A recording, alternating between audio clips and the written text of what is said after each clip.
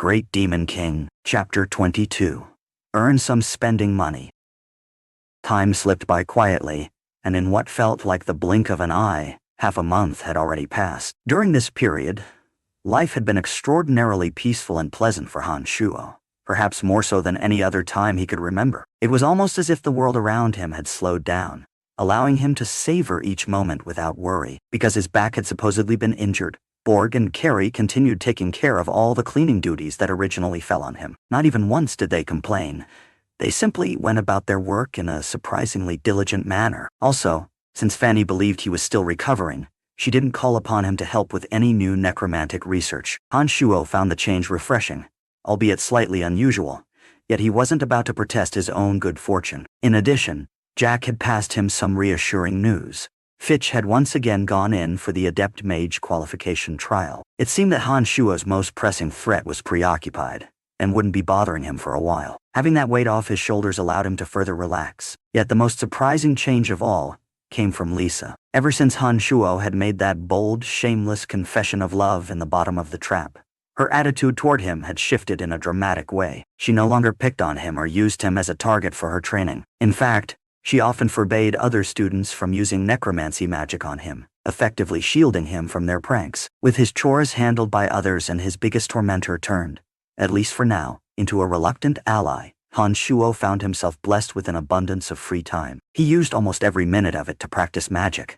read the Foundations of Necromancy, and study the descriptions of dark creatures. Daily life boiled down to a simple routine of eating, sleeping, and showering, followed by hours of intense focus on his studies and cultivation. Of course, in truth, the wounds on his back had healed long ago, thanks to his magic training. Not even a scar remained. Practicing magic had not only accelerated his recovery, but spurred a physical transformation. He had grown another 2 centimeters, reaching 170 cm in height, and his once scrawny build was gradually strengthening. His chest and arms had even begun to show the first hints of muscle. Nobody seemed to notice, but if they had, they would have seen that his formerly frail body was now showing tangible signs of power and stamina. Besides his physical changes, he had also reached a critical juncture in his practice of the mystical glacial spellfire. Whenever he circulated his magical yuan following the instructions from this arcane technique, he could channel 2 opposing energies to his palms, an icy cold flow in one hand, and a blistering heat in the other. He often found himself mesmerized by the faint purple tint on the palm that emitted cold,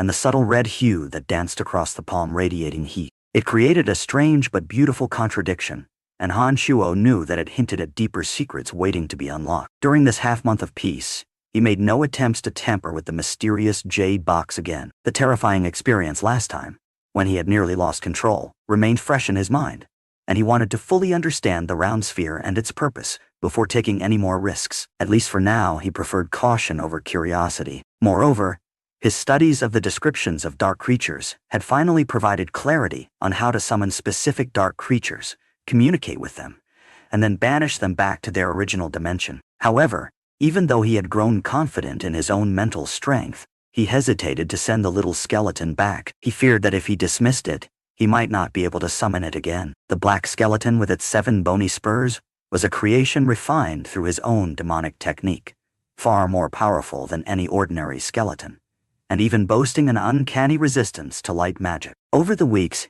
he had grown attached to the little skeleton that shared his room, despite the risks. The thought of losing this loyal companion, especially one that had helped him countless times, was enough to make him pause. So he allowed it to stay, letting it quietly hide under his bed, and occasionally roam around in a wooden bucket he had set aside for its comfort. The little skeleton, black as ink and perpetually emitting a faint haze, often lounged in that wooden bucket as if it were napping. Han Shuo continued channeling magical yuan into the bucket, refining the skeleton through the magical yin concentration matrix. Under this constant refinement, the skeleton grew more agile and powerful, its bone dagger surpassing normal blades in sharpness. Han Shuo had once tested it on a broken shard of bone, only to watch the shard slice neatly in half with minimal effort. It was a testament to the ongoing transformation both the skeleton and Han Shuo were undergoing. In parallel, Han Shuo's own cultivation advanced steadily in the solid realm. He could feel strength gathering in his muscles, bones, and internal organs,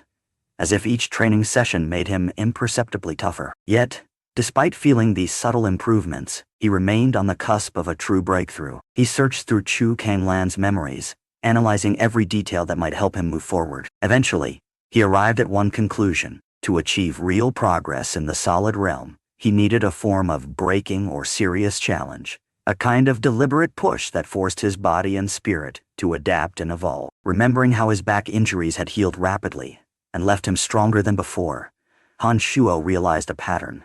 Each time he suffered significant harm, his body repaired itself under the influence of magic and emerged tougher than before. It was only through pain and hardship, it seemed, that he could unlock greater potential in his cultivation. He couldn't help but let out an ironic laugh at the thought. Being beaten almost to death just to grow stronger was a brutal way to train. But he had already chosen this path, and the lure of greater power was impossible to ignore. If trials by fire were required, then he would simply have to endure. With this in mind, Shuo decided to head toward the martial arts school of the Babylon Academy of Magic and Force. After some inquiry, he learned that within the academy, there were two major branches of martial training, one for warriors and one for knights. The warrior students came primarily from commoner backgrounds, focusing on honing their fighting aura and learning loyalty to lords or mercenary principles. Meanwhile, the school of knights catered to those of noble birth, training them in nobility etiquette, battle strategies, war tactics, and leadership skills. The academy's knightly tradition served to groom these privileged students for future positions of power within their families and the empire. However,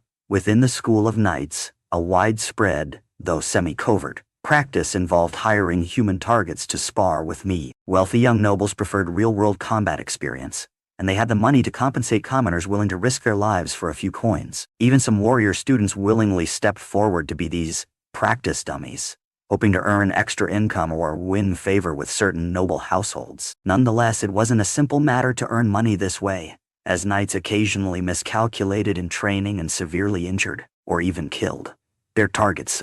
Still, the arrangement was considered voluntary. The targets accepted the risks, the nobles paid for the service, and that was often the end of it. No one batted an eye if the worst happened. Shuo arrived at a spacious lobby where numerous prospective human targets milled about. Some of them were brawny commoners wearing shabby clothes, their arms corded with muscle. Others were warrior students, their postures far more disciplined than the rest. Shuo, though stronger than he used to be, was visibly smaller and less intimidating. He caught a few sidelong glances that ranged from curiosity to open disdain. At the entrance, a thin elderly man looked Shuo up and down, shook his head, and sighed. "Young man, you're just a servant at the academy, right? This isn't something you should get involved in. You're not a warrior, and you're certainly not that robust. If you sign up, you might really get killed." "I appreciate your concern, Mr. Jeff," Shuo replied politely, "but I'd still like to register. I want to see if I can handle it." The old man, known as Old Jeff, managed the registry for human targets. He was also an errand boy for the academy,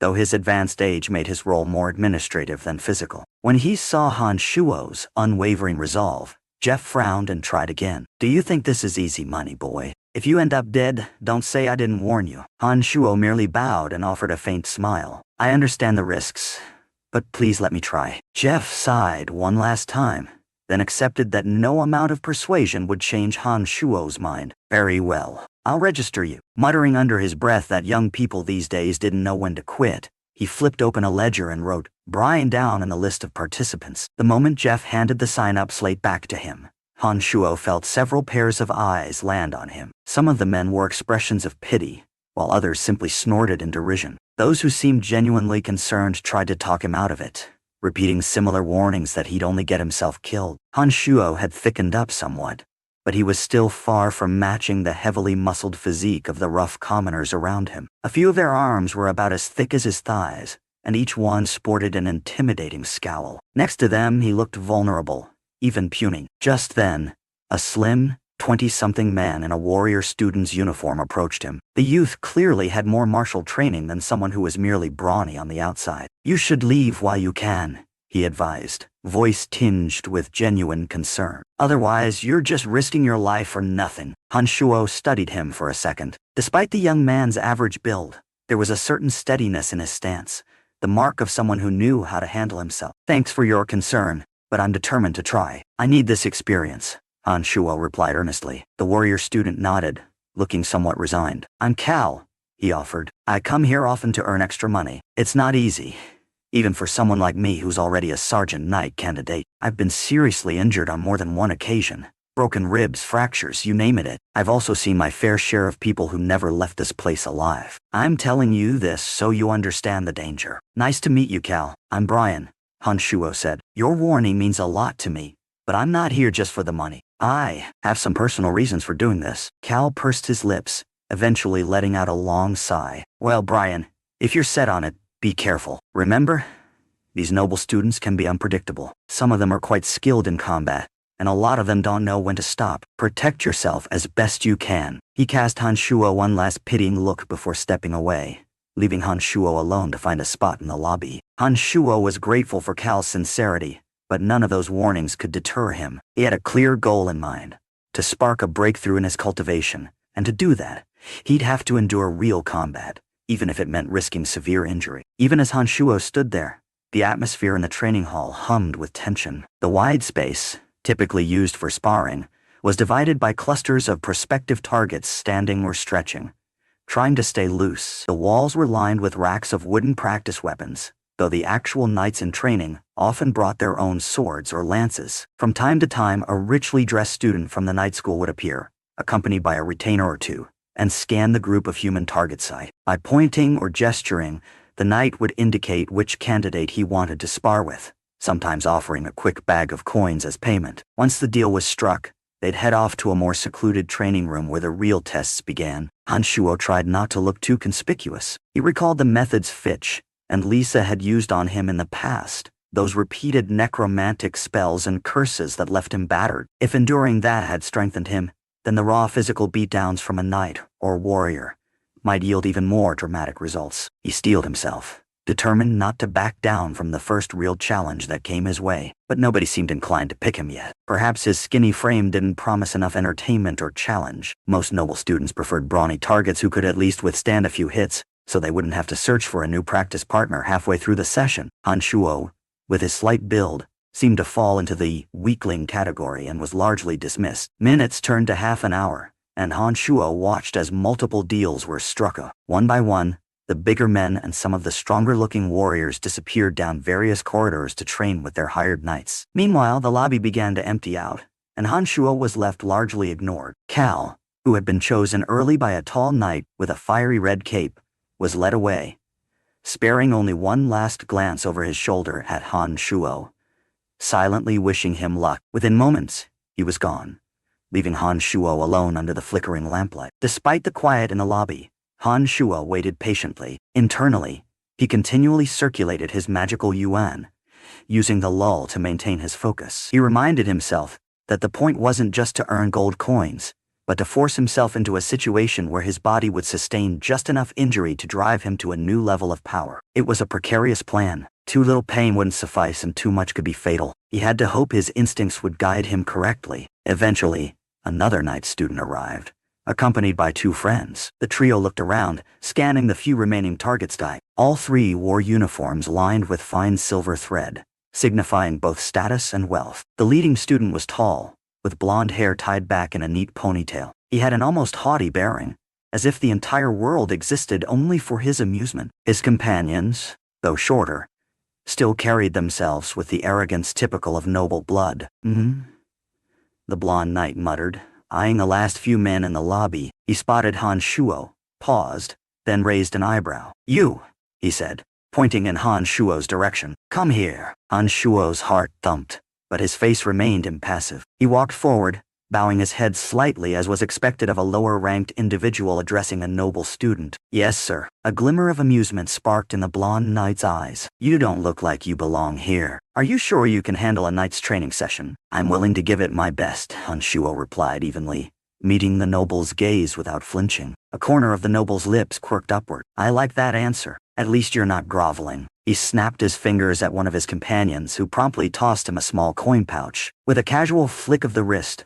the blonde knight tossed it at Han Shuo's feet. The jingle of coins echoed in the nearly empty lobby. That's 50 silver pieces. If you last for half an hour against me without collapsing or begging for mercy, I'll throw in another 50. Han Shuo swallowed, and a tense hush filled the room. 50 silver pieces was more than enough to ensure that whoever accepted the job needed to perform well. In truth, Some of the bigger targets would have jumped at the chance, but they'd already been chosen by others. Now it fell to Han Shuo to decide whether or not to accept. Without hesitation, he picked up the pouch, feeling the weight in his hand. "Deal," he said, voice steady. A strange, anticipatory excitement welled up in him. This would be his first real step into the brutal style of training he needed. At that, the blonde knight's smile widened, though it failed to reach his eyes. With a nonchalant wave, he turned to lead Han Shuo down a dim corridor toward one of the private training rooms. The blonde knight's two friends followed, whispering among themselves and occasionally laughing, as if already imagining the show that was about to unfold. On the other side of the lobby, old Jeff watched this happen and sighed heavily. He had seen far too many naive young men walk into these rooms with their heads held high, only to be carried out unconscious or worse. He looked down at the name Brian in the ledger and silently hoped the boy might somehow survive. As the four of them entered the training room, Han Shuo noticed that it was well lit by several mounted torches, their flames dancing across polished stone walls. A small rack of practice swords sat in one corner, along with a few wooden shields. At the far end was a simple training dummy for solo drills. For this session, however, the focus was squarely on Han Shuo and the blonde knight. "I'll go easy on you," the blonde knight said with a mocking grin. "At least at first. I don't want you keeling over too quickly." His companions chuckled as one of them shut the door behind them. Han Shuo inhaled deeply, pulling magic into his core. He felt his pulse flutter with the thrill of imminent combat. In his mind, he recalled the principle. To advance, he needed to break first.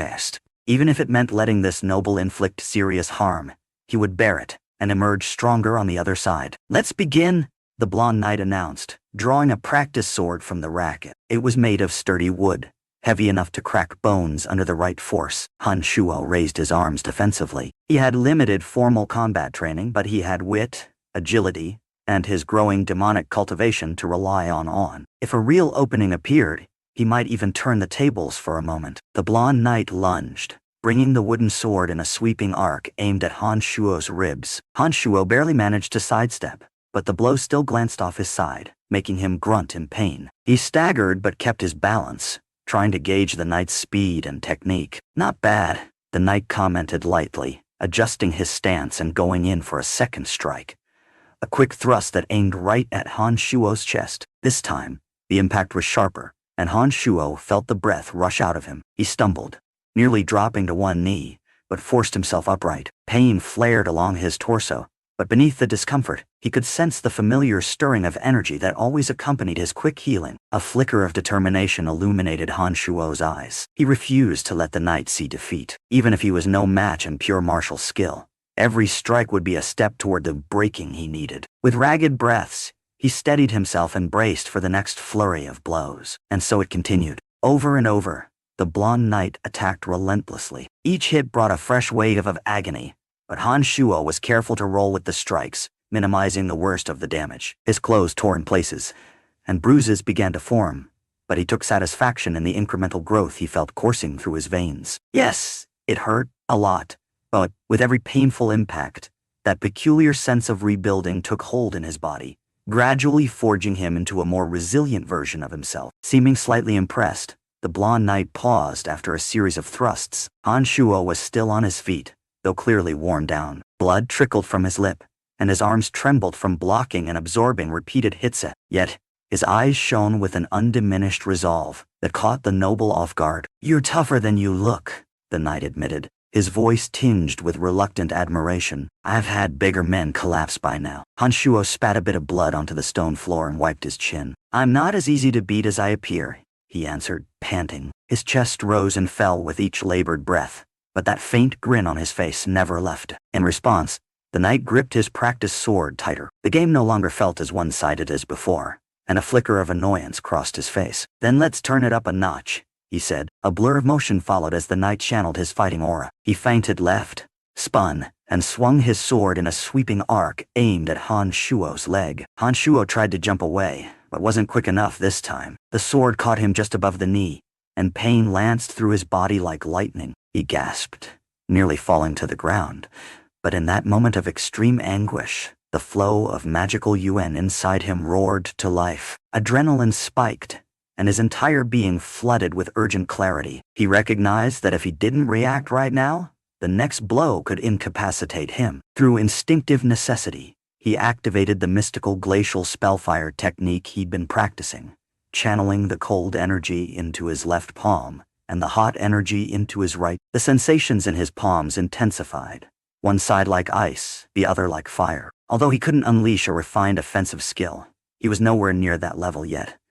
This surge of power emboldened him. With a burst of resolve, he lunged at the knight, thrusting both palms forward, hoping to disrupt the incoming attack. It was a risky gambit. The blonde knight still had the advantage in terms of reach and martial skill. However, as Han Shuo's palms connected with the knight's wooden sword, a faint spark of glacial cold and searing heat flared up simultaneously. The knight's eyes widened in surprise at the sudden jolt of contradictory energy, enough to force him back a step. Han Shuo seized the moment to put some distance between them, limping as he tried to steady himself. His breathing was ragged, and his vision swam from the intense pain radiating from his knee. But in that fleeting exchange, he felt both energies respond to his desperation, pulsating in his hands like living things. Stunned, the blonde knight regained his balance and glowered at Han Shuo. What was that trick?" he demanded, eyes narrowing. Unable to answer, Han Shuo just tightened his jaw. Every nerve in his leg screamed in protest.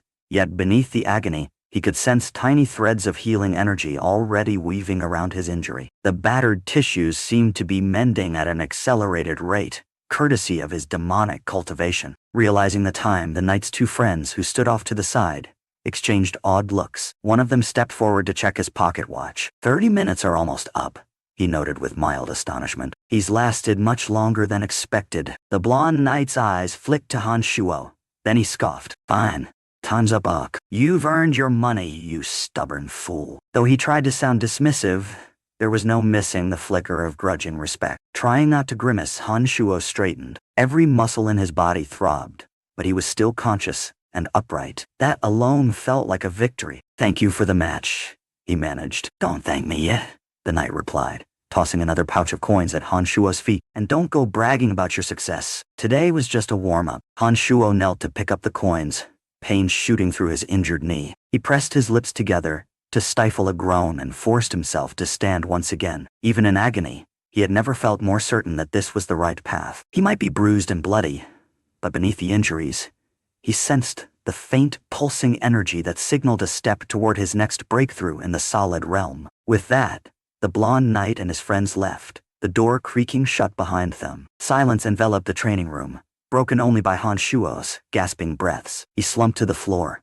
beads of sweat rolling down his forehead, chest heaving. Slowly, carefully, he began circulating his magical yuan to accelerate the healing process. Painful as it was, Han Shuo couldn't help but grin through the discomfort. His plan was working, and he could already sense that this was just the beginning. He would continue down this road, taking on more hits, tempering himself further, evolving until he finally shattered the barrier in his cultivation. That day, perhaps no one in the academy would dare underestimate him again. For the moment, though, as blood trickled down his battered limbs and bruises bloomed under his torn shirt, Han Shuo just closed his eyes, inhaling the torch-scented air. His body throbbed with hurt, yet it also hummed with the promise of newfound strength. If pain was the currency he needed to pay for power, so be it. He had already made up his mind. And so, half a month of peace and quiet turned into a defining moment. Han Shuo resolved that as long as he walked this path of cultivation, he would let nothing,